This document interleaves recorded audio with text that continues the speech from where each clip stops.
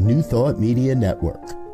We are a global broadcast network of positive music, media, and entertainment, inspiring humanity's evolution along the journey of enlightenment and creating a world of love, peace, empowerment, and prosperity for all. New Thought Media Network. Positively inspiring.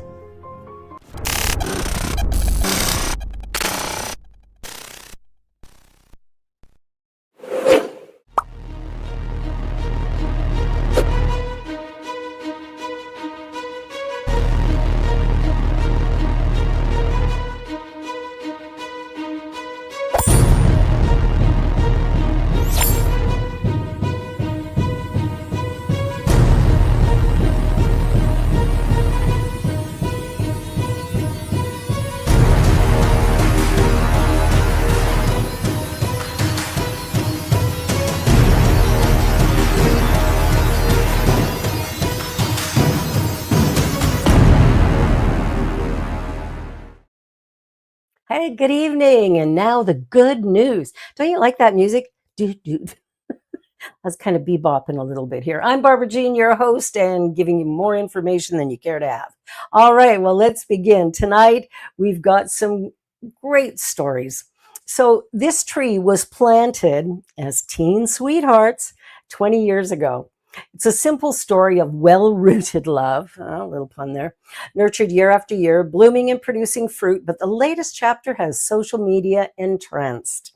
High school sweethearts, Kelsey and her husband Wes, planted a cherry tree together as teenagers in 2007 and have taken a photo with it every year since. It's a good tradition, and 17 million or so people on Instagram seem to think so too. Dixon said on the platform, where a story she shared has been viewed something like 48 million times. Okay, that's a bit. The two would go on to marry, but even after they moved 3,000 miles away, they'd return every year to take a photograph with the tree, including one with Dixon's baby bump. As if the team at GNN, Good News Network, where we get a lot of our news, needed any more evidence that trees are connected to what's going on around them, Dixon's mother-in-law sent her a picture that left the couple stunned. The cherry tree sprouted a clutch of basal sprouts or suckers from one of its roots in the same year that Kelsey gave birth to two children. Yes, Mrs. Dixon has now published a children's book, Roots and Wings, about the events and traditions that inspired it, and partnered with a vivarian called The Sill on a line of trees perfect to plant for the same or similar reasons. Love is so often about little things that become, or perhaps always were, big things. And the story of the Dixons certainly fits that paradigm. It's beautiful in its simplicity, much like the cherry blossoms it was born under. Oh, that's so sweet. A little tree had a baby. All right. Another African country has cleared its debt to the International Monetary Fund. Yes. Without any fanfare from either party, it was recently revealed that Mozambique cleared its entire $701 million debt with the International Monetary Fund. The news came as a meeting between the officials and the IMF was scheduled for August, which had previously been presumed would include discussions about the outstanding debt becoming distressed. Such a state would put billions in additional debt, current and future, for vital gas and infrastructure projects at risk, according to the World Bank. Business Insider Africa reports that without any announcement, in the final days of March, the IMF website updated Mozambique's outstanding debt level to zero. With Fazio Musa, chief economist at Standard Bank in Mozambique, the local branch of Africa's largest continental bank, disclosed that the country had settled.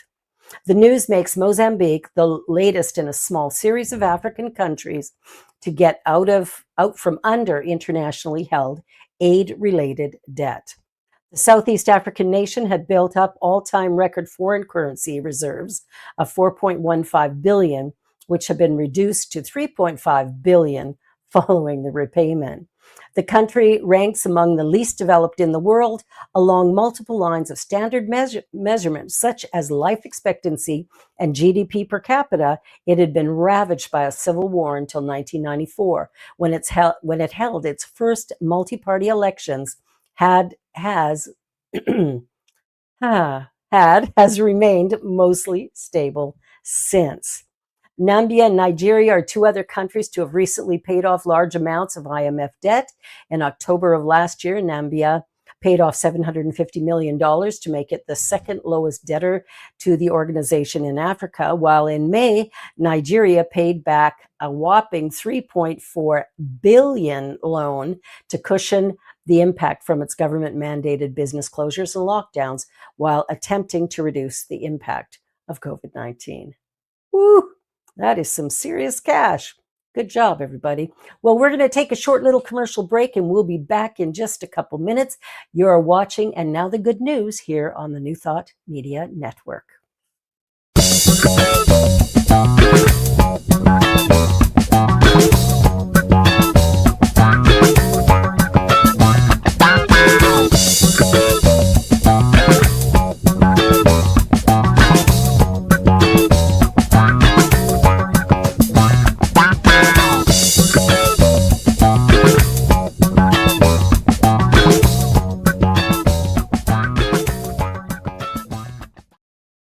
Music for your soul.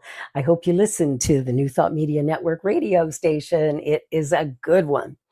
All right, moving right along. A golden helmet belonging to an ancient Romanian culture holding inestimable value was recovered after it was stolen in January from a museum where it was on loan. The museum director sought to demonstrate the value of Romanian history by loaning the national treasure to a Dutch museum as part of a 6-month-long exhibition. But disaster struck when thieves broke into the museum, stole the helmet and a trio of golden bracelets.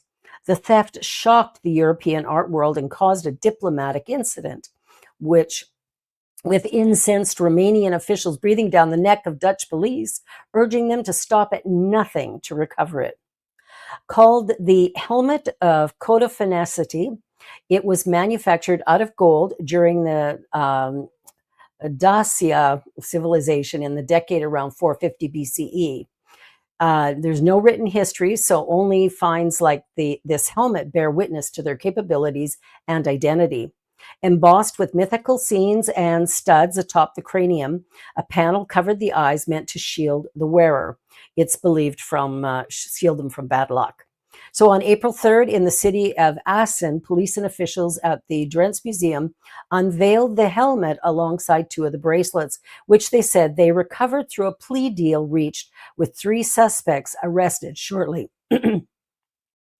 after the January break-in.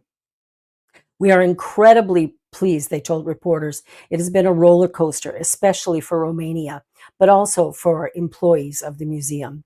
It was originally feared that if the thieves' aim was for money, the helmet would be melted down, youch, since its iconic design would have rendered it unsaleable. Fortunately, it seems that either was not the aim of the perpetrators or the quick arrest interrupted their plan. Thank goodness it did. What a gorgeous piece, eh? It's interesting what people will try to get away with. All right, moving right along. Let's move on to birds. Oh, look at this macaw. Brazil's blue and yellow macaws returned to Rio after 200 years. A dream come true. Look at that bird. Wow.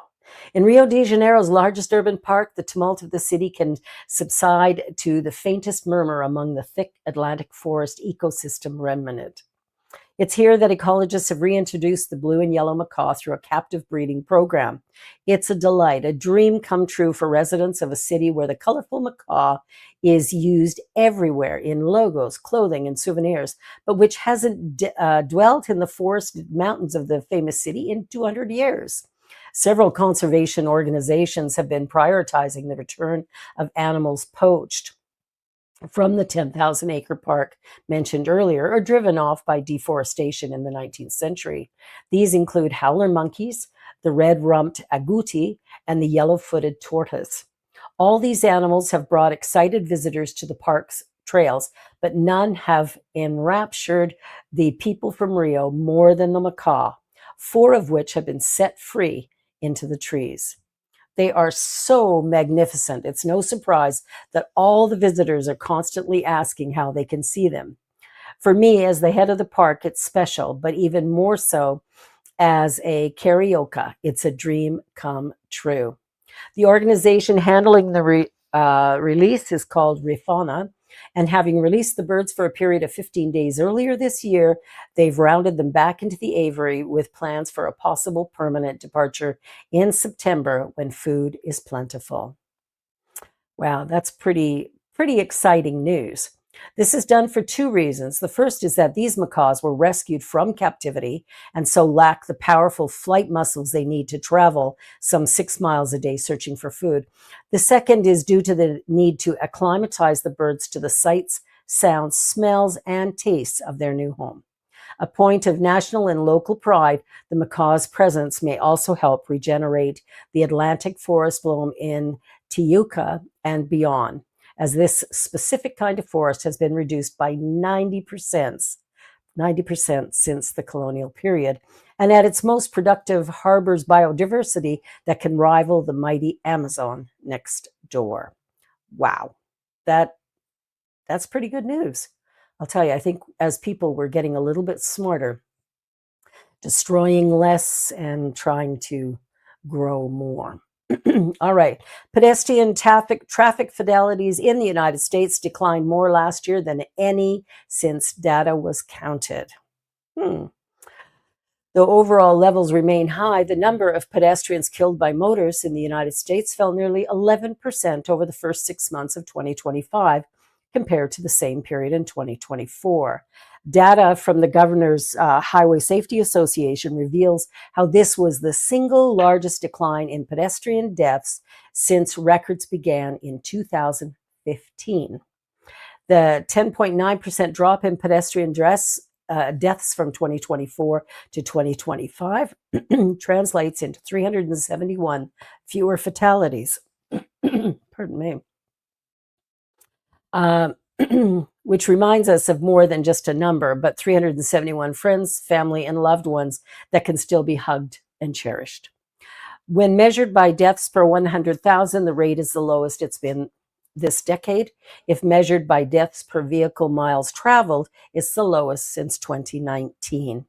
With some exception, there is quite plainly a north-south divide, with states like Minnesota, Idaho, Indiana, New York, Pennsylvania, and Massachusetts recording deaths per 100,000 residents at lower than 0.6, while Florida, Arizona, New Mexico, Texas, South Carolina, Mississippi, Louisiana, and Georgia crest 1%.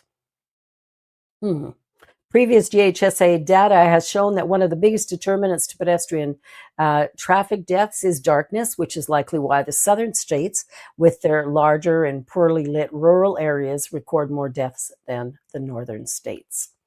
Wow. Well, that's kind of good for pedestrians to get to a place where, maybe it's safe to walk again. Okay. All right. So police were called to check on a 91-year-old woman. They found her busy trying to beat her video game high score.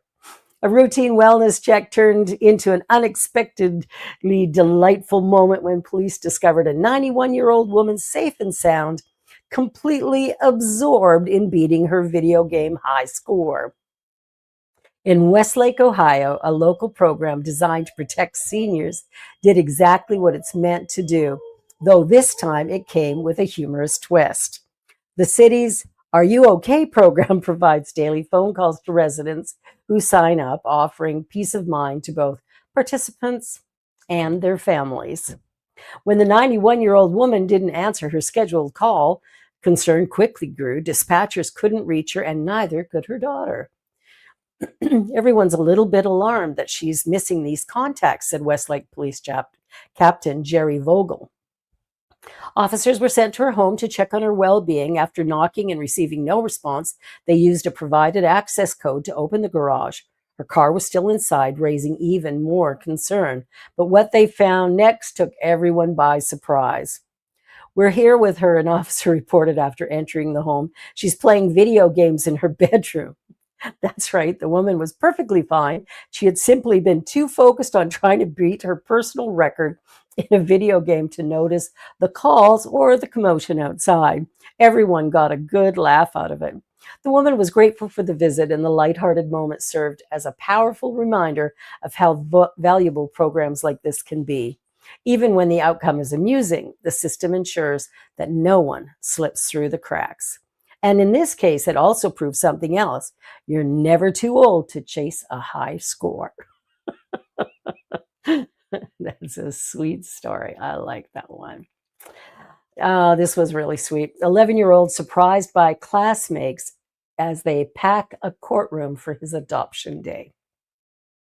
A Texas courtroom recently turned into something far more than a legal setting. It became a celebration filled with cheers, tears, and one unforgettable moment for an 11-year-old boy officially welcomed into his forever family, surrounded by love from his classmates, friends, and community. On February 20th, 2026, inside the 321st District Court in Texas, 11-year-old Kane Coles was officially adopted by Vandria and Tyrone Johnson, making the end of a 2-year journey in foster care and the beginning of a permanent new chapter in his life. But this wasn't just a quiet legal proceeding, it was a full circle moment of joy. Nearly 45 fifth grade students from Bell Elementary, where Kane attends school, filled the courtroom to stand beside their friend. With roughly 100 family members and friends in attendance, the room overflowed with emotion. Now I'm going to get emotional. As Kane's adoption was finalized by Judge Robert Wilson, who also approved his request to take on a new name, Alexander Kane Johnson. An adoption specialist with 4 kids, 4 families, shared with the court that the young boy is thriving in his home and very bonded with the family, reflecting just how strong the connection has become over the past 2 years. That bond was clear in the words of his new family as well. Kane is a joy to have around everywhere he goes. He is kind, helpful, and most spiritual. He loves to help any way he can. He especially likes to wear his suits. Tyrone Johnson spoke proudly after the journey they've taken together, saying he has grown a whole lot since the first time we got him, and he's matured a whole lot, and I'm glad. I'm proud of him. And for Kane, now Alexander Kane Johnson, the moment was just as powerful. "I really appreciate all they do for me," he said. "All my friends were with me and just very emotional with me. I thank them all for being my friends." How sweet is that? Even the courtroom itself reflected the significance of the moment. Judge Robert Wilson acknowledged the family's journey, praising their commitment and perseverance in building a loving home. "You didn't give up," he said. Among those watching was a neighbor of the Johnson family who summed it up the moment simply: "Anytime anybody gets adopted, it's just a beautiful example of God's love for us, taking us and just giving us a home." Well, there you go. How beautiful is that? Oh, sometimes community is truly the very best thing. All right. A nearby star seen blowing bubbles for the first time in new image from the Chandra telescope. Ooh, that's pretty. For the first time, a much younger version of the sun has been caught red-handed blowing bubbles in the galaxy by astronomers using NASA's Chandra X-ray Observatory. The bubble, called an astrosphere, completely surrounds the juvenile star. Winds from the star's surface are blowing up the bubbles and filling it with hot gas as it expands into much cooler galactic gas and dust surrounding the star. Our sun has a similar bubble around it, which scientists called the heliosphere, created by the solar wind. It extends far beyond the planets in our solar system and protects Earth from damaging particles from interstellar space. This is the first image of an astrosphere astronomers have obtained around a star similar to the sun. It shows slightly extended emission rather than a single point of light as seen from other such stars. We've been studying our sun's astrosphere for decades, but we can't see it from the outside. This new Chandra result had about a similar star's astrosphere sphere teaches us about the shape of the sun and how it has changed over billions of years as the sun evolves and moves through the galaxy. The star is called HD 61005 and is located about 120 light years from Earth, making it relatively close. I guess in space in space verbiage. HD 61005 has roughly the same mass and temperature as the sun, but it is much younger, with an age of about 100 million years.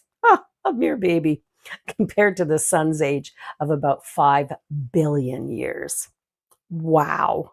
Because it's so young, HD 61005 has a much stronger wind of particles blowing from its surface that travels about 3 times faster and is about 25 times denser than the wind from the sun.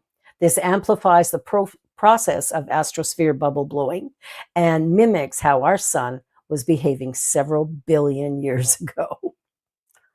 Whew, those are big numbers, but how beautiful is that, eh? Love it, love it, love it, love it. All right, archaeologists. Yes, archaeologists are always doing kind of cool things. They stumble upon a Roman villa when expecting to find nothing at their project site.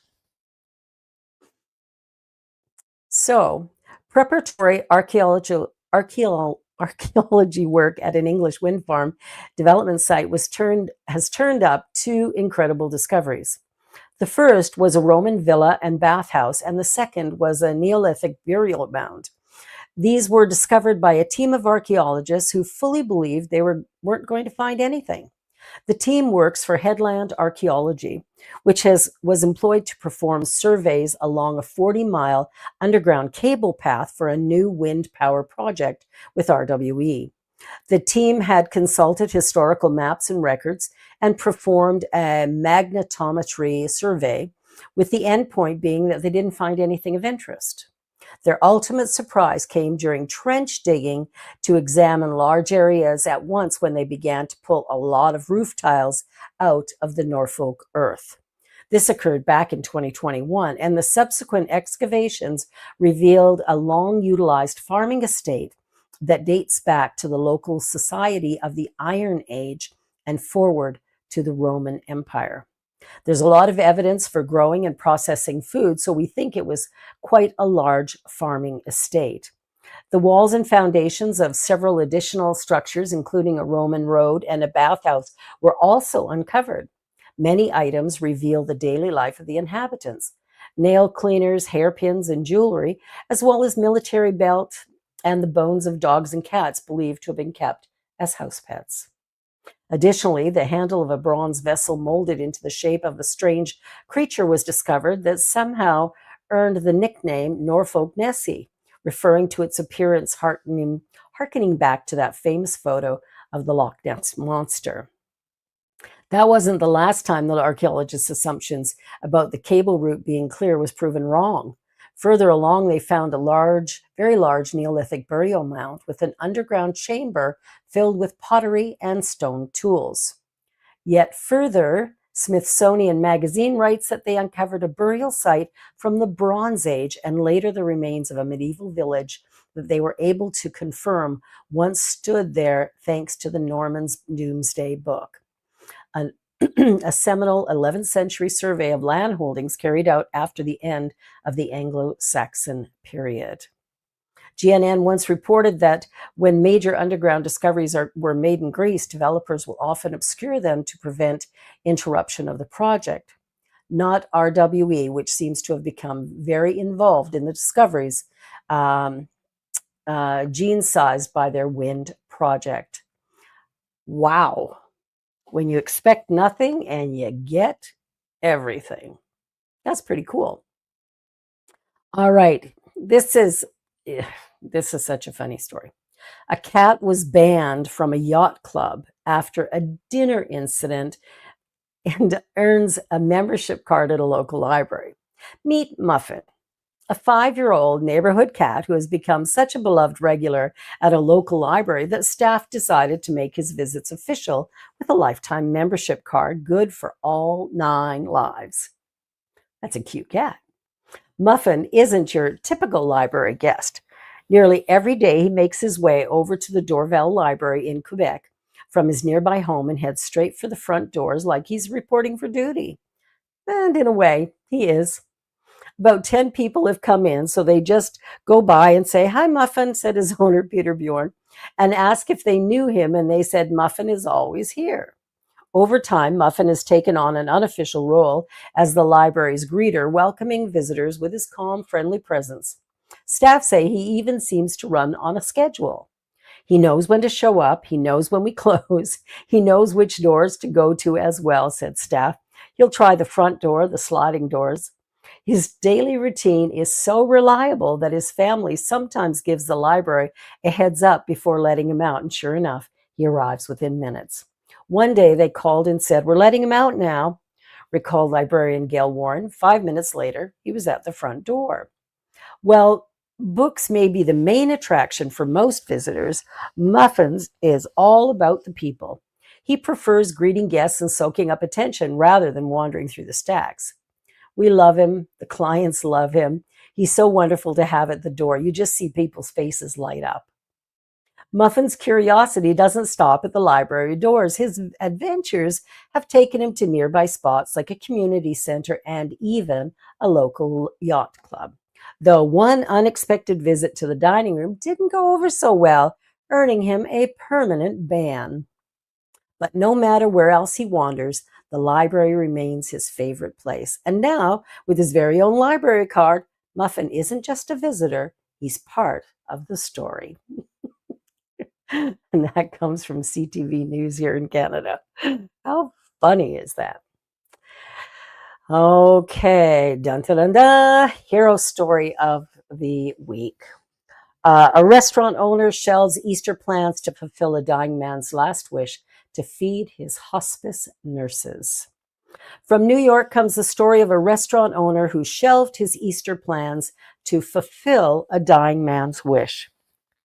Jokingly described as looking like a big bad biker guy by his brother's 67-year-old father of 3, Frank Ozimek, had a last wish as he approached his final hours to repay some of the kindness he had received. For 6 weeks, Ozimek had been undergoing cancer treatment at Niagara Hospice with no success and little time life. Frank asked his younger brother Ken for one final favor. He wanted to treat the nursing staff to a meal. Ken looked around on the internet but realized everywhere was closed for Easter. Eventually, Ken got through to somebody. Tony Milani, owner of the Sub Delicious Pizza and Subs in Lockport. I said, "Absolutely, whatever you need, Ken," Milani told local news. Adding to the hospice nurses, they do an amazing job here. They're all saints. Milani put his Easter plans on hold while he whipped up, flipped up, and delivered pizzas for the entire nursing staff. Ken said he was beyond grateful for Milani for helping his family at their time of loss. To me, it means the world to see that kindness, that greatness spread. And I hope that people see this story. They take it and say, why can't we do this and spread joy and kindness to each other? Enriched by a close relationship with the great outdoors his whole life, Frank was a music lover who liked to attend the annual Niagara Falls Blues Festival. He is survived by his 3 children and 5 grandchildren. What a great story and what a sweet moment. Well, that's the good news here for this Friday. Let me see, April the 17th, the beginning of spring. We're hoping. Be sure to come back again next week for more good news. I'm Barbara Jean, your host. Have a wonderful day, a wonderful week, and just know that you are loved and appreciated. And be sure to like, share, and subscribe. And you might even consider giving a donation to the New Thought Media Network to keep this programming alive and well. Thank you for watching. See you next time.